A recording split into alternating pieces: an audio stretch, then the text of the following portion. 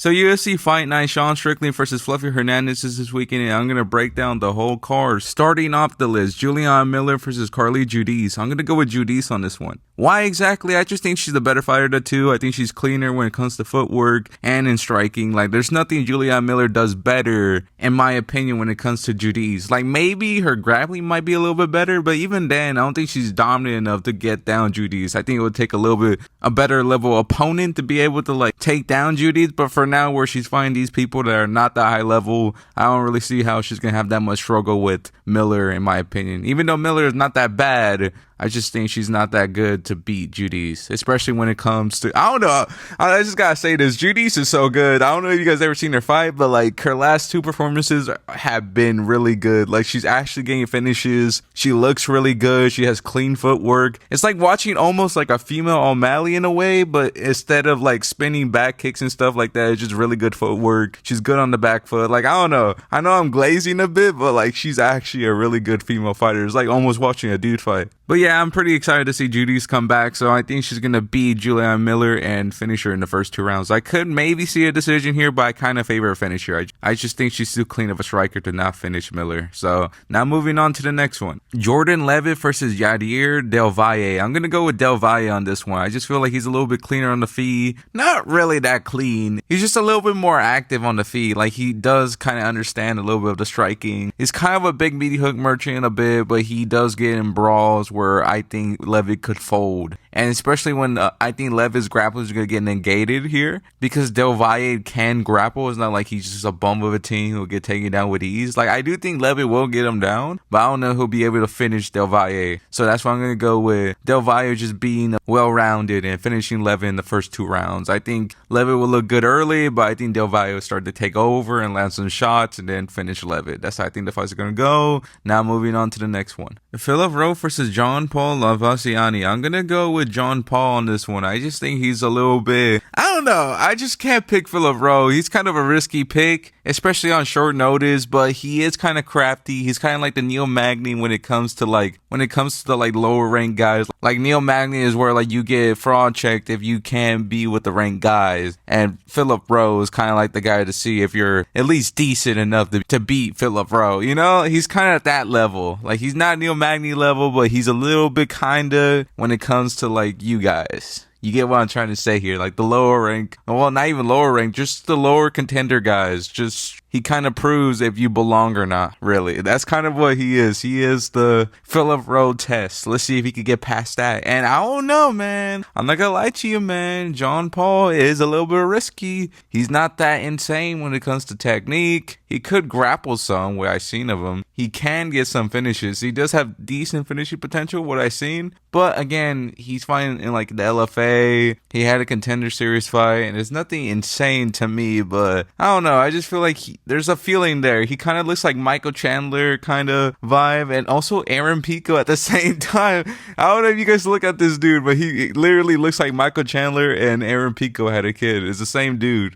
Like, it's weird. It's very weird, but what am I talking about anywhere? Like, let's get back to it. I'm going to go with John Paul to beat Philip Rowe. I just feel like there's a little bit of finishing potential, and I just think he'll finish Philip Rowe, especially in this circumstance where Philip Rowe is coming on short notice. I think he had like a week's notice or like 2 weeks notice. Like, it's a decent amount where, like, I don't know, he's ready to fight Jean Paul right now, especially when Jean Paul is probably hungry, wants to get into the UFC and try to prove that he's a real contender. That's why I'm going with them. I'm going to go finish in the first two rounds. I just think he'll be a little bit too explosive for Philip Rowe and finish him in the first two rounds. That's how I think the fight's going to go. Now moving on to the next one. Ramirez versus Polian Soriano. I'm going to go with Soriano on this one. I just think he's a little more well-rounded than Ramirez. Ramirez does have struggle when it comes to grapplers. Like, Gorimbo was giving him struggle. Austin was also giving him struggle before he got subbed. Like, I don't know. I just think Soriano is a little bit more durable than some of the guys that Ramirez has KO'd or finished or beat in general, and he's a little bit more well-rounded, and I think that will give Ramirez struggle, in my opinion. So I'm going to go with Soriano beating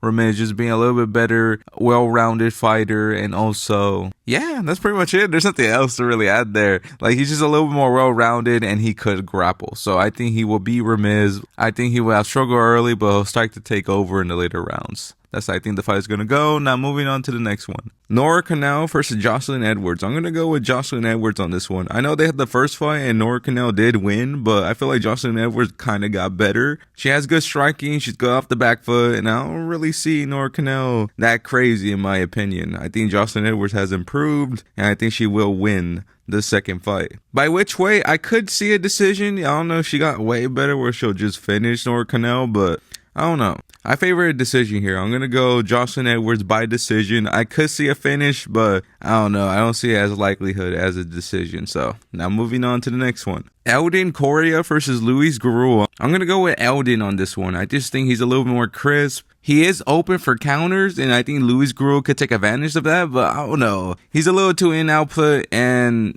he hasn't really won any fights that really is impressive. He is pretty skilled, and he could catch Eldin, but I don't know. I could trust it. Until he does it, I'm not going to trust him to do it. So it is a little bit of 50-50 matchup in my opinion, but I'm going to go with Eldin on this one. I just think he's a little bit better. They're kind of on the same level. They're not too far apart from each other, but I just think Eldin's a little bit better. So I'm going to go Eldin by decision. I could see a finish in the early rounds, but I'm not going to bet on it. So now moving on to the next one. Ode Osborne versus Alibi Idris. I'm going to go with Ode Osborne on this one. Why exactly? I just think he has length. He's pretty decent on the feet. He's nothing insane, but I just think he's a little bit more experienced than Alibi Idris. The grappling might be an issue, but I think Ode Osborne will get this done. I could see a second round finish, but I might go decision because Ode Osborne is a little risky of a pick. He is very inconsistent. Some days he comes out looking very good, but then he'll fumble it in the later rounds. So I don't know. I'm going to go with Ode Osborne, but I'm not very confident. But moving on to the next one. Chidi Chukwani versus Carlos Leo. I'm going to go with Chidi Chukwani on this one. I just think he's a little bit too crisp of a striker. He is a bit chinny though, so I am worried that Carlos Leo could chin him early, but I don't know. I think I'm going to go with Chidi Chukwani by decision. I could see him gain chin, but I'm not going to trust it too much because Carlos Leo doesn't have that grand of a chin for him to also not be KO'd. So I'm going to go Chidi Chukwani win a decision here. I think he's going to have struggle early, but he'll start to take over in round 2 and 3 and win a decision victory. That's pretty much it. Now moving on to the next one. Moving on to the main core, Zachary Reese versus Michel Pereira. I'm going to go with Zachary Reese on this one.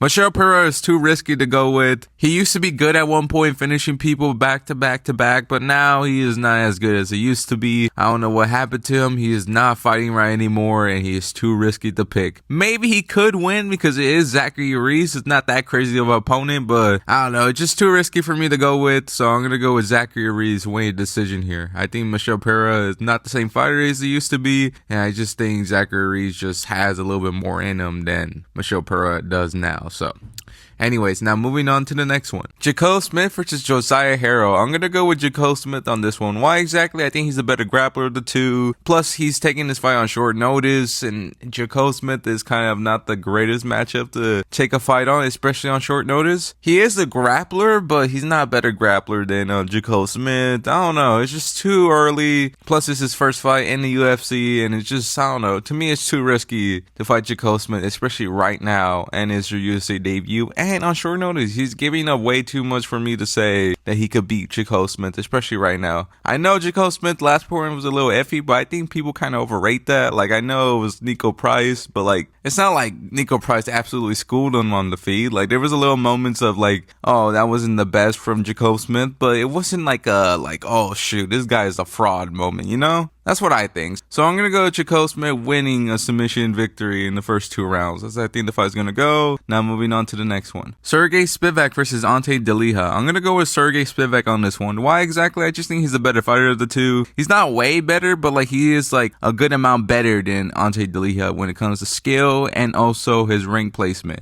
Like he's actually a really good heavyweight, especially when it comes to the grappling. Like he is about like almost a Volkov level when it comes to skill. It's just he's a little too chubby. He's kind of in the betweener. Like he's not that crazy, but he's also really good at the same time. He's that type of heavyweight, but he's not fat enough to be bad, but he's also not in shape enough to be good. He's kind of those in betweener fighters where he's like where Waldo Costa is. Like that's how good Sergey Spivak is. And Ante Delia isn't that crazy. What I seen of him, he got finished by Waldo Costa after he was trying to eye poke him like it was no tomorrow. So I don't know. I just think, especially going from the Waldo Costa performance from Sergey Spivak, even though MMA mat doesn't really work, he looked a lot better than Ante Delia did against Waldo Costa. So I'm gonna go with Sergey Spivak winning a competitive decision here. I think it's gonna go all 3 rounds. I could see maybe Sergey Spivak taking him down and like subbing him, but I don't know. It's a little too risky. I feel like Ante Delia is kind of athletic, and I don't think he's gonna be able to just take down Ante Delia and sub him. So I'm not really too sure on that, but I'm gonna go with Sergey Spivak winning a decision here. So now moving on to the next one. Danny Ige versus Malcazell Costa. I'm going to go with Malcazell Costa on this one. I am not confident in the pick. I don't suggest you pick him. I think Danny Ige is kind of underrated. It's just, I don't know, I could pick him at this certain moment. Even though this is the type of fight that Danny Ige wins, I'm just not confident that he does. So it's just, I'm going to go with Costa just being a little bit more busy than Danny Ige.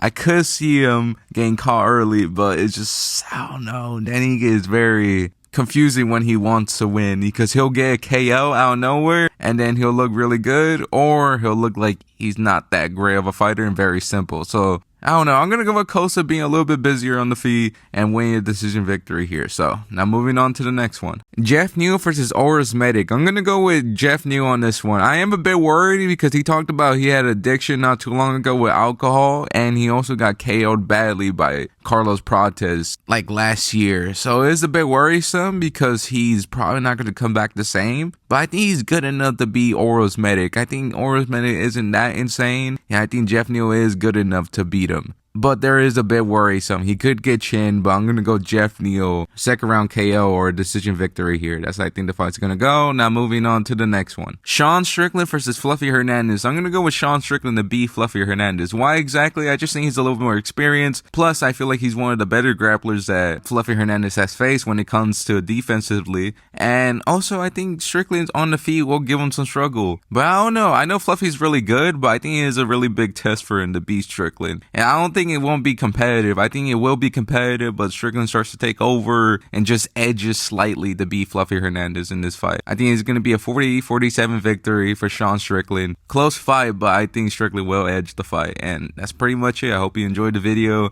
I hope you enjoyed the breakdown. It took me about 2 days to do this because I had to go work and I had to do this in 2 parts. So anyways, that's pretty much it. Hope you enjoyed the video, and that's it. Thank you for watching, and God bless all of you.